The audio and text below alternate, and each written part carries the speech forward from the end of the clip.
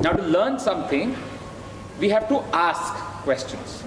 One thing that my professor taught me when I was, doing my schooling, so I should not call them professors, they were teachers, right? My teacher taught me when I was in my 9th standard, and she asked me that, she asked a very tough question to the entire class, and I knew the answer, I didn't get up. So that was the first firing that I got. Then the next day, I wanted to ask a question, I did not ask. So I got the second firing. Then she called me to her, to the staff room and said, "You are one of the, most non-participative students. You sit in the class, you score reasonably well. I was never a topper. And, but you don't ask questions, you don't respond to questions. What is the problem?" So I hesitantly said, I'm very shy. I cannot talk, right? I feel, what will people think, right? What if I ask you a very stupid question? She gave me one lesson which I've never forgotten. She said, the people who often rise in life are people who have the courage to ask the stupidest of questions with all the confidence. In the corporate world, when we stop asking questions and start only responding to what has been told, we become no different. Hence, for your life, the first lesson that I can share with you is, please ask questions. Do not feel shy. No matter where you are, no matter who you are in front of, and no matter who is on stage. Even if Steve Jobs from upstairs comes downstairs and stands on the stage and says, "I'm going to launch the next iPhone 8 and make it the world's best," please ask how, what, why, how, when, where, which. The beauty about these words is, anybody saying anything, all you need to do is choose one of these 6 words and speak it loudly. Chalo. So I've been an entrepreneur for almost 20 years now. So that profile is outdated, right? It's not 18 years, it's 20 years. I have no work experience at all. Confusing, but that's the reality. I did my BSc in mathematics, then I did my MMS in finance. I was an absolutely bad student, to the extent that my father literally one day, requested me, "Beta, graduate to ho ja. Main kya bolunga koi aayega to." So I said, okay, right, I'll become a graduate, as if I was doing a favor on him, right? So I did my BSc in mathematics. Thereafter, as luck would have it, I fell in love. And for that, the person said, "Kuch to pad lo. कोई आएगा मेरे लिए, यहाँ से रिश्ते आ रहे हैं, वहाँ से रिश्ते आ रहे हैं, तुम तो मतलब ग्रेजुएट भी नहीं रहोगे." मैं बोला, ठीक है, तो MMS कर लेता हूँ. So first attempt, in those days, we had those CET exams, right, with 900 seats available. मैं बात कर रहा हूँ, probably the era when some of you or most of you would have been either in diapers or in shorts, roaming around, right? So I then said, okay, let me study, let me give this entrance exam. So that year in Mitibai College, where I did my mathematics, there were only 3 people who got into MMS. And from being a person who never studied for MMS, never studied for CET, only thing that I did is I went and I sat for some classes which was organized by IMS and some institution called KITS and whatever. मैंने 8-10 session attend किए. I took their papers, I just solved some of them, scored very horribly, went and gave the exam, and I was the only person in mathematics at the department who got selected. So I did my MMS, cleared. Then I had a job offer, courtesy my father, who said, graduate हो गया, MMS हो गया, so अब जाकर के एक बड़ी institution में काम कर, नौकरी कर, and go and take up a job, become a man, right? Go and take up a job somewhere. So he got me a job offer at a very big organization called Arthur Andersen. I was to show up on a particular date at Arthur Andersen. In 1996-97, 65,000 rupees a month or 8 lakhs of rupees an annual package was a good amount of money, right? From an MMS graduate, right, in finance, with a BSc mathematics degree, it was superb. All credit to my dad, all right? You know what happened? I left on the date that I had to go and report at Arthur Andersen. And I kept leaving every day at the same time, where my father thought I was going to Arthur Andersen. 7 days later or 10 days later, a letter arrives at my house saying your son has not shown up for the job which he had been placed for, hence we are terminating his employment. I reach home proudly at 9:30 in the evening. My father asked me, "Kahan gaya tha? Kaisa raha din?" Right? I said, "Bahut badhiya, ye, wo, idhar, udhar, aaj ye naya training, wo naya training." And he just looked at me, opened up the letter and read the entire letter without looking at me. Right? And for a minute I thought, aaj to gaye boss, aaj to ghar se nikala jaunga. So what I had done, I went and I started my own organization. I went and I started my own company without knowing what the company registration means. So all that I had done is I had gone and taken up an office at a place called Udyog Bhavan in Goregaon East, unit number 126. It was a 200 square feet gala on the first floor. I did not even know what I'm going to do in that office. The only thing I knew is that I'm going to do it. I had participated in close to about 12, 15 odd intercollegiate case study competitions, and I had won a lot of cash prize, right? And me and a friend of mine called Sam, Samir Yogeshwar. Samir is today the CEO. Some 60 odd thousand rupees is what I had, with which I started my enterprise without knowing what I'm going to do.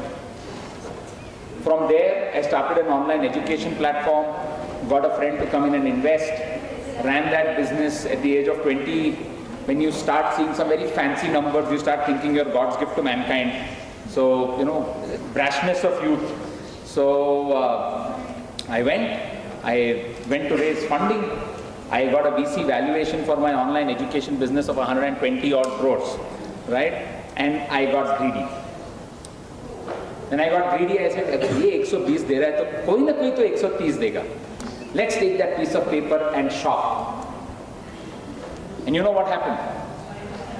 In 2000, go and research this, right? There was something called as a dot-com bubble burst.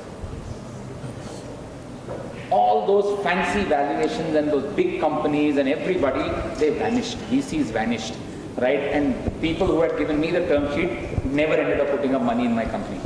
So I became bankrupt. I had no money. And I had, because it was a capital intensive business that I had gotten into, I had mounting costs. So at that point in time, opportunistically, I got into the area of advertising and branding. I partnered with this fairly large organization called Percept Advertising, the guys who run Sunburn. Okay, the owners of Sunburn, they're called Percept.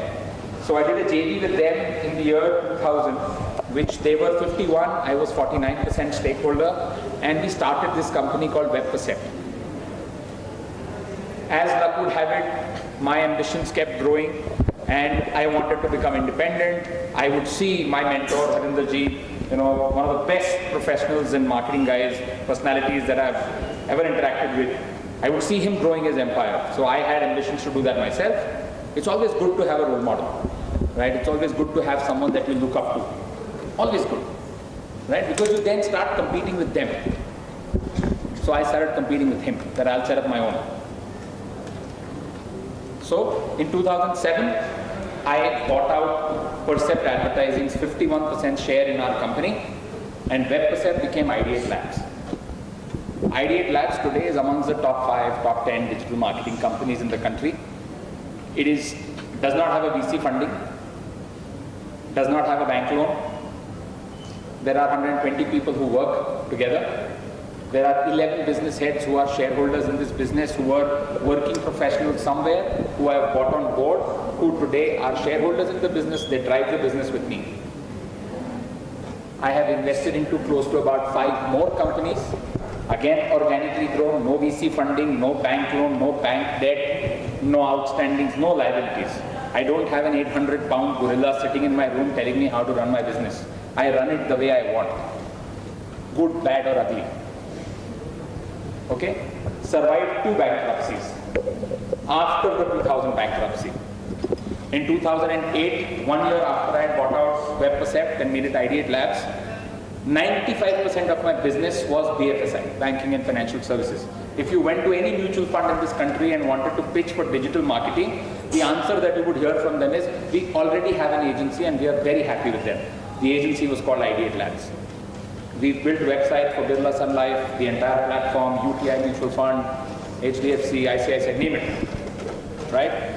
And as luck would have it, in 2008, I got very aggressive, very greedy. Greed is good for an entrepreneur. If you want to be an entrepreneur, you should be greedy. Greedy not कि मैं कितना पैसा घर लेके जाऊंगा, but greedy कि मैं कितना market share capture कर सकता हूँ. आपने market share capture किया, पैसा आपके पास अपने आप आएगा. So I became very ambitious, and I set up ad networks, I set up businesses, and I took a lot of exposure. What is exposure? Exposure is of two natures. One is unplanned, the other is planned. Unplanned exposure is when you just feel on your gut or your hunch that ये मैं आज इधर पैसा डाल देता हूँ, यहाँ से मुझे आएगा. It is risky in nature. Okay? And then there is planned, calculated, where you know कि मैं ये पैसा डाल रहा हूँ, but ये guaranteed पैसा यहाँ से आएगा. So I took a very planned risk. I had commitments from my clients that they're going to spend X amount of rupees, so I took an exposure saying कि मैं इतना खर्चा करके on the table money रख के ये उठा लेता हूँ. My first rude awakening in life, actually, if you ask me. In 2008, do you know what happened? Subprime crisis. Lehman Brothers decided to play party poopers, right? वहाँ पे Lehman Brothers, यहाँ पे Mr. Raju from Satyam, both happened together. All my clients disappeared, and I was left with a 14.5 crores of rupees of liabilities, and I had only 5 crores in my bank account. The disadvantage of not having a VC or a banking line is this: all that exposure was mine. I paid 9.5 crores of rupees for 3 years. I almost was bankrupt. Didn't have money to pay salaries, didn't have money to pay whatever.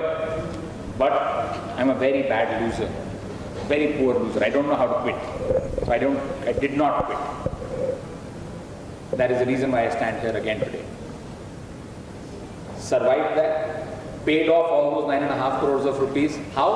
Not by going and raising VC funding or bank loans. I went out and I earned revenue.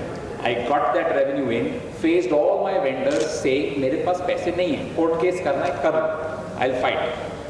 Right? I went to the courts with almost 20, 30 odd big guys.